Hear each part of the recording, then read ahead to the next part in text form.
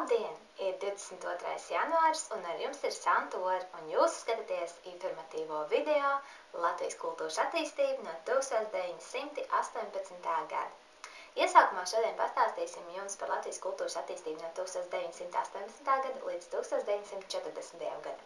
Filozofija, izglītība, arhitektūra, teātris, mūzika, glezniecība un arī telniecība. Uzzināsim par Latvijas radio un kino pirmsākumiem, izpētīsim, kā Latvijas kultūra attīstījās pēc Otrā pasaules kara, kā arī attīstīsim trījus kultūru. Un nobeigumā dzirdēsiet nelielu apskatu par Latvijas kultūras attīstību no 1988. gada līdz 2001. Izglītība. 1918. gada 18. novembrī Pagaidu parlaments Latvijas Tautas padome Nacionālā teātra telpās pasludināja Latviju par neatkarīgu un demokrātisku valsti. 1919. gadā tika dibināts 3 jaunas augstskolas – Latvijas augstskola, tagadējā Latvijas universitāte, Latvijas konservatorija, tagadējā Jāzepa Vītola mūzikas akadēmija un Mākslas akadēmija. 1919. gada 8. decembrī tika pieņemts likums par Latvijas izglītības iestādēm, kas noteica obligāto izglītību no 8 līdz 16 gadiem. Latvijā bija labi attīstīts ārpusskolas izglītības. Darbojās Rīgas Tautas augstskola, Latvijas Tautas universitāte, Latgales Tautas universitāte, Mūrmuižas Tautas universitāte un Krievijas zinātņu institūts.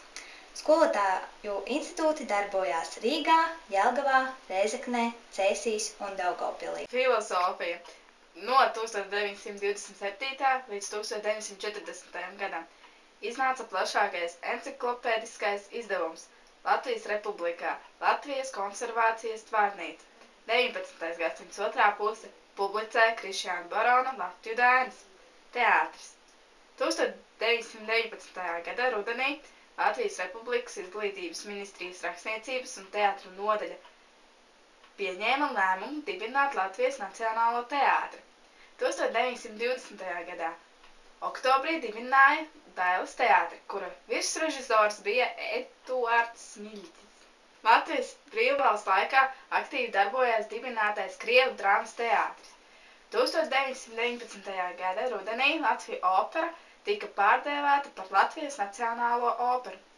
19. gadsimta beigās meklējami profesionālā baleta pirmsākumi. Tā dibinātāji bija Aleksandrs Fjodorovs un Osvalds Lēmanis. Arhitektūra. Dominēja neoklektisms un funkcionālisms. Turpināja strādāt Eižens Laube, kur darbības laikā Rīgas pils iegūta 3 zvaigžņu torni, tika uzcelta ķemeru viesnīca. Neoklektisma stilā tika uzceltas vairākas nozīmīgas celtnes – Armijas ekonomiskais centrs, tagadējais Universāla veikals galerija Rīga, Tiesu pils, tagadējā ministru kabineta ēka un Kara muzejs. Glezniecība. Arī Latvijas brīvvalsts laikā mākslā dominēja stāju glezniecība.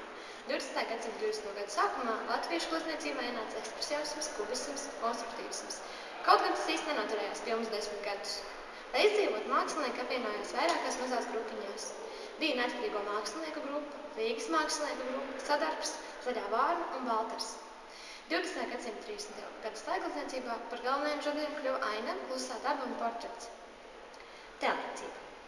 Stājskulptūra un monumentāla telniecība 20. gadsimta 20. un 30. gados attīstījās tik strauji, ka nozīmīguma ziņā tā droši atradās līdzās glezniecībai.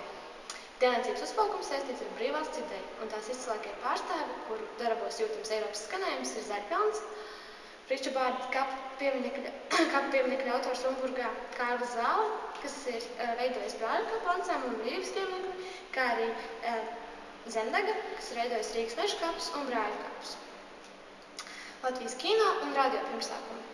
1920. gadā tika nodibināta akciju sabiedrība Latviju filmu. 1933. gadā uzņemta pirmā latviešu filmatrāžu skaņu filmu Daugava. 1940. gadā tika nodibināta Rīgas kino studija. Pirmie Latvijas radio raidījumi sāk skanēt 1929. gada 1. novembrī no Rīgas galvenās pastāvīgas. Jānis Linters ierosināja sākt Latvijas radiofonu būvu un radio uztvērēju ražošanu. 1926. gadā tika izveidots Latvijas radiofonu orķestris. Latvijas kultūra pēc Otrā pasaules kara. Pirmajos 5 gados notika tiešas represijas pret daudziem kultūras un izglītības darbiniekiem. kā arī pēckara gados vērojama strauja visas mākslas nozaru attīstība. Un liela nozīme mākslas attīstībā bija tieši tautas iniciatīvai. Kultūras pieminekļu aizsardzība un muzeji. Ļoti liela darbi pēckara gados tika veikti kara postījumu likvidēšanā un kultūras pieminekļu atjaunošanā un restaurācijā, atvēlētam lielus materiālus līdzekļus. Kā arī Rundāles pils restaurācijā vislielākie nopelni pieder pils direktoram Imantam Lansmanim, kurš izstrādāja pils atjaunošanas koncepciju un konsekventi to ir realizējis. 1965. gadā Latvijā bija 40 dažādu muzeju. Glezniecība. Pēckara gadi latviešu tēlotēm mākslai bija ļoti smagi. Nozīmīgākie tā laika pārstāvi bija Eduards Kalniņš, Džema Skulme, Jānis Pauļuks, Indulis Zariņš, Rita Valnere, Boris Bērziņš, Osaklis Baušinieks un Maija Tabaka. Tēlniecība. Lea Davidova Medene. Veidojusi vispārinātus laikabiedru tēlus un laikabiedru portretus, veidojusi Krišjāna barona pieminekli Vērmanes dārzā. Ļevs Bukovskis. Izcils latviešu monumentālās tēlniecības pārstāvis, viņa darbs ir piemineklis 1905. gada cīnītājiem Rīgā, Matīsa kapos, kā arī Dziesmu svētku simtgades memoriāls Rīgā. Laimonis Blumbergs, viens no pazīstamākajiem pēckara tēlniekiem, darbojies staigglezniecībā, īpaši mazo formu tēlniecībā, veidojis Raiņa pieminekli Esplanādē. Mūzika. 1945. gadā Rīgā notika pirmā koru skate. Kori Avesov, Daile, Dziedonis, Dzintars. Diriģenti Ausma Derkevica, Imants Kokars, Edgars Rečevskis, Daumans Gailis, Jānis Dūmiņš. Komponisti Jēkabs Mediņš, Jānis Ivanovs, Arvīds Žilinskis, Ādolfs Skulte, Pēteris Plakidis, Imants Kalniņš, Raimonds Pauls. Opera un balets. Šodienas mūzikas dzīve nav iedomājama bez Latvijas Nacionālās operas. Diriģenti Leonīds Vīgners, Jānis Zariņš. Kopš 1998. gada operas galvenais diriģents lietuviešu mākslinieks Gins Riņkevičs. No 1968. līdz 1985. gadam par galveno baletmeistaru strādāja Aleksandrs Lembergs. Tad 1985. gadā par galveno baletmeistaru kļuva Janīna Pankrāte, un 1993. gadā par galveno baletmeistaru kļuva Aivars Leimanis. Teātris. Akadēmiskā drāmas teātra, tagad Nacionālā teātra galvenais režisors ir Alfreds Antmanis Briedītis. Līdz 1964. gadam par Dailes teātra galveno režisoru turpināja strādāt Eduards Smiļģis. 1964. gadā par teātra galveno režisoru kļuva dramaturgs Pēteris Petersons. No 1970. gada Arnolds Liniņš un no 1987. gada Kārlis Augškāps. Viens no visvecākajiem teātriem Rīgā ir Rīgas Krievu drāmas teātris. 1940. gadā Rīgā tika nodibināts Jaunatnes teātris, kura sasniegumi jāsaista ar galvenā režisora Adolfa Šapiro darbības laiku. Kino. 50. gados kinostudijā sāk strādāt pirmie profesionālie latviešu kinomākslinieki.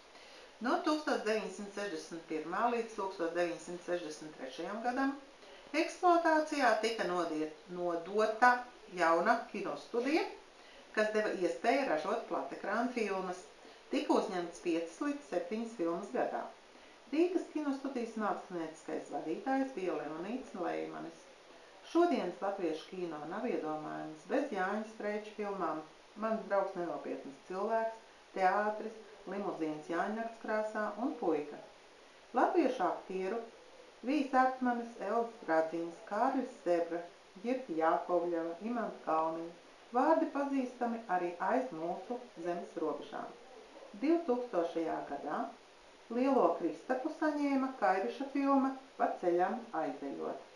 Trimdu skulptūra. 150 000 trimdnieku iedzīvojoties savās mītnes zemēs, tomēr saglabāja savu nacionālo identitāti, uzturēja latviešu skolas, izdeva grāmatas dzimtajā valodā, organizēja dziesmu svētkus un kultūras dienas, darbojās amatieru teātros, rīkoja latviešu mākslinieku izstādes.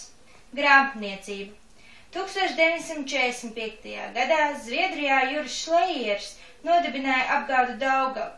1946. gadā iznāca 392 nosaukumu grāmatas. Rakstniecība.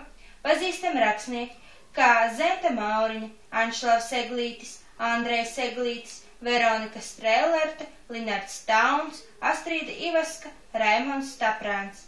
Dziesmu svētki. Pirmie vispārējie Amerikas latviešu dziesmu svētki notika Čikāgā 1953. gadā. Vēlāk dziesmu svētki notika arī Klīvlendā, Bostonā un Ņujorkā. Trindas teātris un dramaturģija. 50 līdz 60 gadam darbojās latviešu ceļojošais teātris. 1966. gadā Siliņš nodibināja San Francisco Daugavas Vanaru, mazo teātri. 1950. gadā Melburnas latviešu teātris uzveda savu pirmo lugu.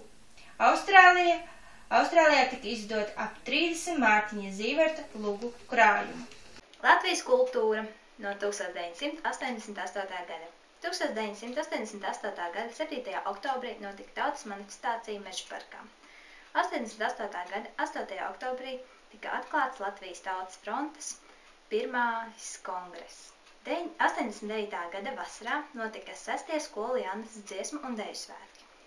1989. gada augustā Baltijas ceļš. 90. gada vasarā Rīgā notika 20. vispārējie latviešu dziesmu svētki. Savukārt 1991. gada janvārī Latvijas iedzīvotāji uz barikādēm sargā savu valdību un parlamentu. 1991. gada 21. augustā Latvija kļuva par neatkarīgu demokrātisku republiku. 93. gada Rīgā notika 21. vispārējie latviešu dziesmu svētki un 11. deju svētki. 98. gadā Rīgā notika 22. vispārējie latviešu dziesmu svētki. Latvijas kultūra politikas fonds 2000. gadā pabalstīja latviešu oriģinālu literatūras izveidošanu. Veikta operas restaurācija, par tautas saziedotajiem līdzekļiem atjaunotas brīvības piemineklis, par mecenātu Melngalvi nams un tiek restaurēts Rādsnams. Latvijas kultūra mainās gadiem ejot līdzās mums, un vienīgi mēs esam tie, kas var to padarīt vēl īpašāku nākamajām paudzēm. Paldies par uzmanību! Ar jums bija Santa Ore.